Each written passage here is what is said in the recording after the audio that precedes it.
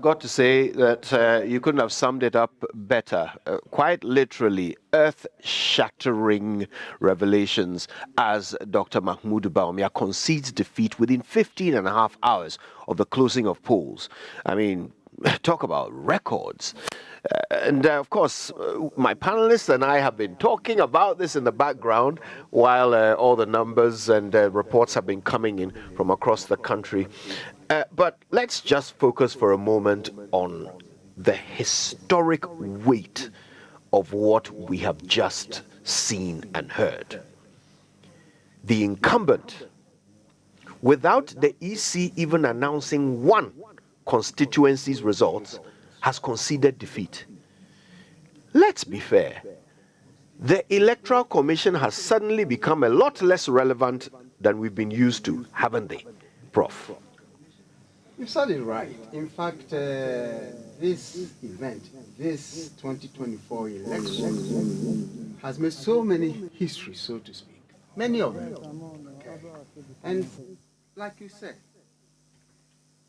the concession, that speech that Dr.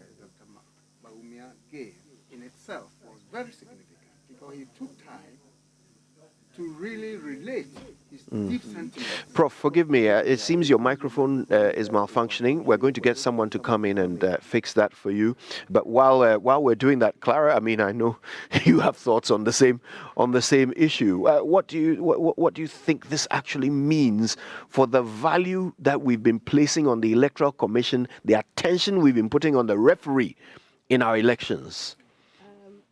Let me start by saying, like Prof was saying, this is historic, not just that he conceded defeat within 24 hours, but the fact that there's not a single certified, nothing from the Electoral Commission, yet he came out to concede defeat.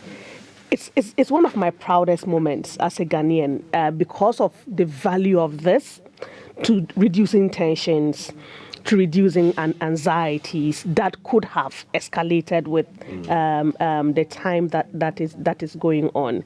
I don't know with respect to the Electoral Commission. Now I'm not even sure he's waiting on the Electoral Commission. I don't know. It's difficult to even put.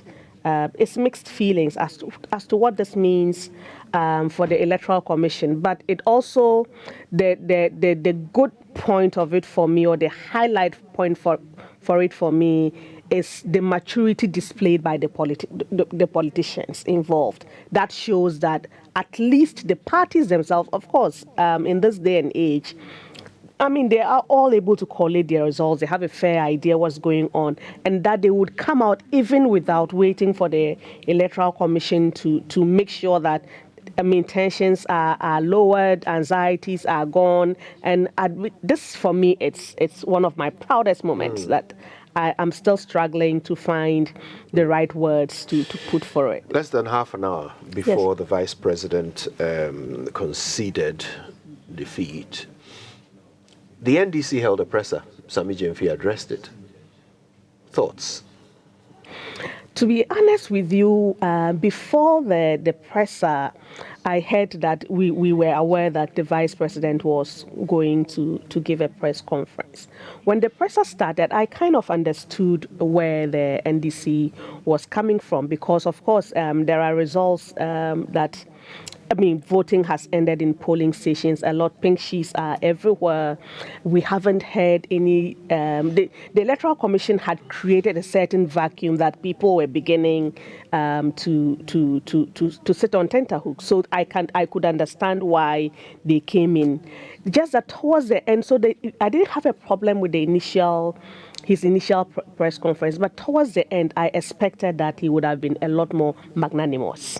I personally actually expected that with the way tensions were going and the chaos that we're seeing, I didn't think the Vice President was going to sit on it I didn't see that happening. And I thought it would have been more beautiful to have seen both parties showing magnanimity. I am not one to tell people to be moderate in celebrations. When people work for what they have worked for, I believe they are entitled to celebrate it whichever way suits them. Just that I think that it is also a sign of maturity in a democracy to also be able to demonstrate magnanimity to the losing side. So I thought that took a little bit out of what was, for me, proceeding beautifully. Yeah. Now, while we're waiting for Prof's microphone to be fixed, let's now look at what this means for the future.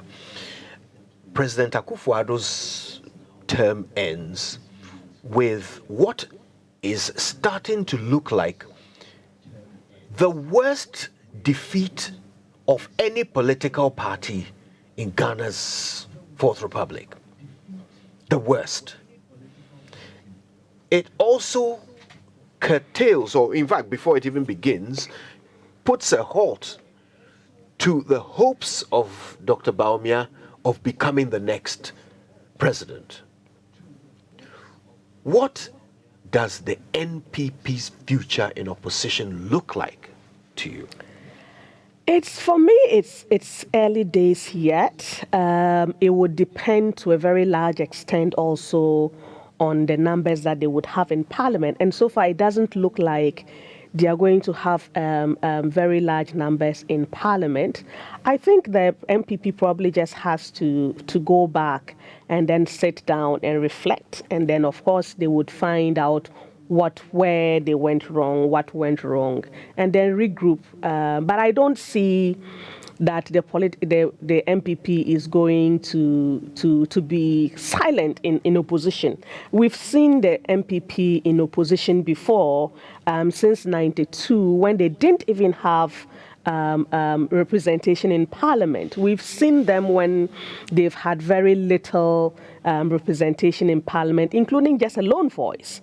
And they were an effective opposition throughout. So in spite of the laws, I expect that the NPP is still going to be a very vibrant opposition. I expect that they would do what they need to do in opposition. So I don't think this is going to affect too much